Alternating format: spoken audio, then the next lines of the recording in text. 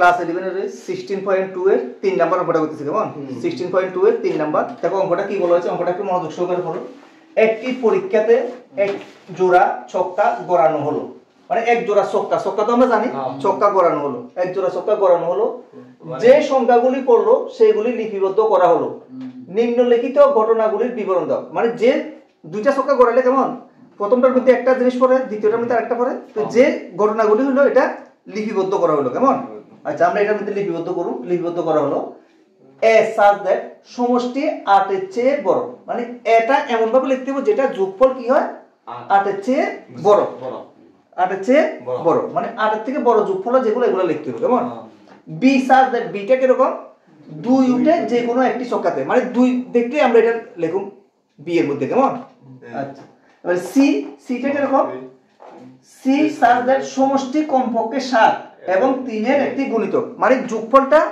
কমপক্ষে 7 কথাটা তো হইলো 7 অথবা 7 এর থেকে বড় ঠিক আছে মানে কমের মধ্যে 7 হবে এর থেকে বড় হইলে অসুবিধা নাই কিন্তু এটা কি হইতে হবে 3 এর গুণিতক মানে 3 দ্বারা ভাগ দিতে হবে কেমন আচ্ছা এরপর আবার কি বলা হয়েছে এখানে তাদের মধ্যে কোনগুলি পরস্পর পৃথক এবার এই ঘটনাগুলোর মধ্যে কোনগুলো পরস্পর পৃথক এটাও নির্ণয় করতে হবে কেমন আচ্ছা তাহলে আমরা এখানে প্রশ্নের মধ্যে যেটা বলা আছে কি প্রশ্নটা যেটা বলা আছে এটা আমি আবার কইতেছি শুনো দুইটা ছক্কা গড়ানো হলো ঠিক আছে দুইটা ছক্কা একটা না কিন্তু এটা ছক্কা কয়টা দুইটা ছক্কা গড়ানো হলো গড়ানোর পরে আমরা যে যে ঘটনাগুলো পাবো এগুলো প্রথমে আমরা লিপিবদ্ধ করব কেমন মানে প্রথমে আমরা এগুলো লিখুম ঠিক আছে এবার এই যে দুইটা ছক্কা গড়ানোর পরে আমরা কি কি ঘটনাগুলো পাই এরকম একটা গড়াকে আবার আমরা লিখতেছি কেমন তাহলে কি কি ঘটনা পাইতে পারি মানে প্রথম ছক্কাতে 1 দ্বিতীয়টা তো 1 এরকম হতে পারে ঠিক আছে এটা একটা ঘটনা হতে পারে অথবা প্রথমটাতে 1 দ্বিতীয়টাতে 2 প্রথমটাতে 1 দ্বিতীয়টাতে 3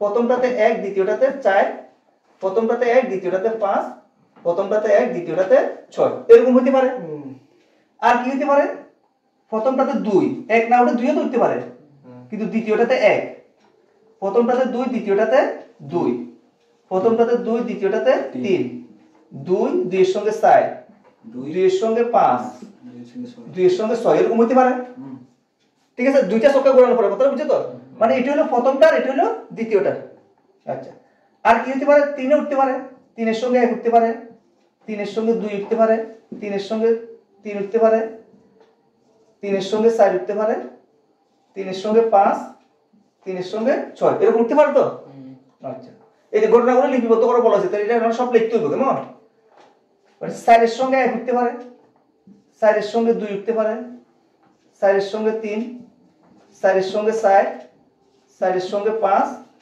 4 এর সঙ্গে 6 এরকম হতে পারে আচ্ছা এরপরে 5 উঠতে পারে 5 এর সঙ্গে 1 উঠতে পারে 5 এর সঙ্গে 2 5 এর সঙ্গে 3 5 এর সঙ্গে 4 5 এর সঙ্গে 5 আবার 5 এর সঙ্গে 6 এরকম হতে পারে আর কি হতে পারে 6 উঠতে পারে প্রথমটাতে 6 এর সঙ্গে 1 6 এর সঙ্গে 2 6 এর সঙ্গে 3 6 এর সঙ্গে 4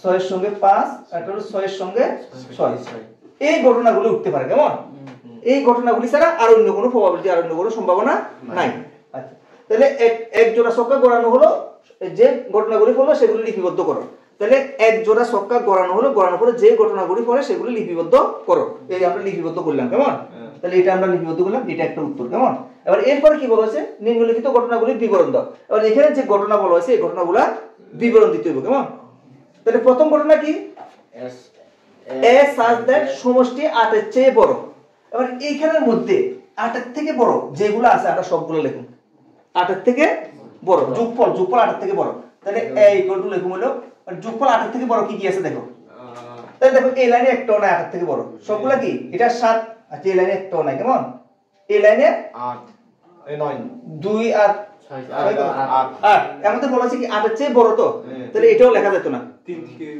এটাও লেখা যেত এটা কেন লেখা যেত না বুঝছো তো কারণ যোগফলটা কত 8 আমাদের বলা হয়েছে 8 এর চেয়ে বড় এটা লেখা যেত না তাহলে আমরা কত এখান থেকে শুরু করব কেমন তাহলে 3 6 এটা একটা আর এদিকে কি এটা নাই এদিকেও নাই 4 3 7 এটা 8 এটা লেখা দেব কেমন তাহলে এখানে লেখা দেব কত 4,5 তারপরে 4,6 তারপরে এদিকে লেখা যায় না, এটা এখানে নাই, এখানে 7 5,4 এটা লেখা যাবে কেমন? তাহলে এটা লেখা যাবে 5, 4 5,5 5,6 আর কি লেখা যায় এদিকে? এদিকে এটা নাই, এটা 6,3 তাহলে 6,3 6,4 তারপরে 6,5 6,6 কথাগুলো বোঝা গেছে নি? মানে যেগুলো যেগুলো যোগফল 8 এর থেকে বড় আছে এগুলো সেকেন্ড ব্র্যাকেটের মধ্যে লিখছি কেমন? এটা ক্লিয়ার তো? এটা কারো কোনো প্রবলেম আছে নাকি?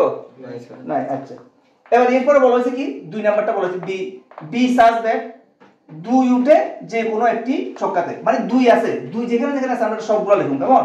তাহলে বি ইকুয়াল টু লিখতে পারো 2 কোনগুলো কোনগুলো মধ্যে আছে? 1,2 এই যে এখানে একটা আছে 1,2 2,2 2,1 এখানে এটি সবটি হবে কারণ সবগুলোর মধ্যে হবে 2,1 2,2 2,3 2,4 2,4 2,5 2,5 তারপর 2,6 কারণ এগুলো সবগুলোর মধ্যে 2 আছে।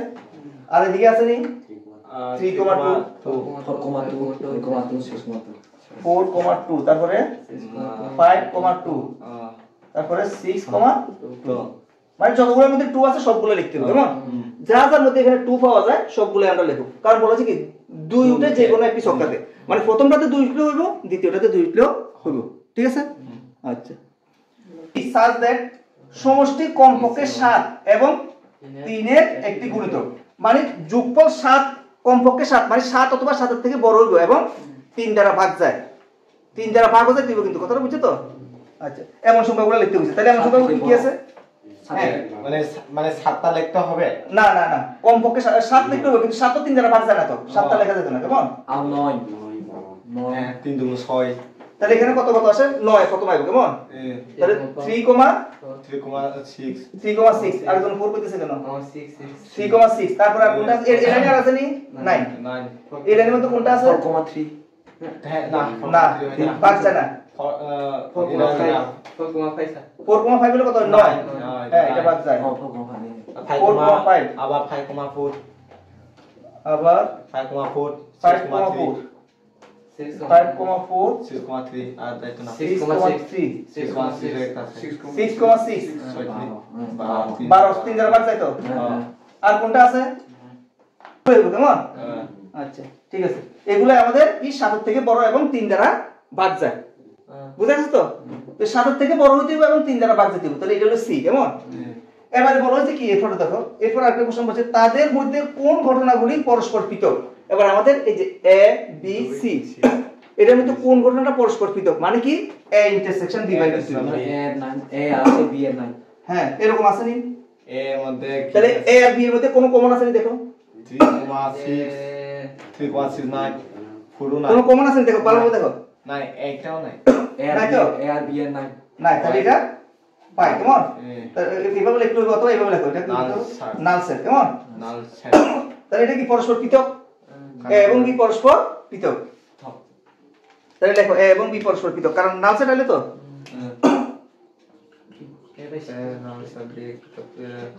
এ এবং বি পরস্পর পৃথক। কেন পৃথক বুঝা গেছে না এটা? এ ও বি এবার বি ইন্টারসেকশন সি বের করো, বি ইন্টারসেকশন সি, বি আর সি এর মধ্যে কমন আছে দেখো, বি এর মধ্যে বি এবং সি এর মধ্যে কমন আছে কিনা? নাই। তাহলে দেখো এ ও বি এবং সি পরস্পর পৃথক,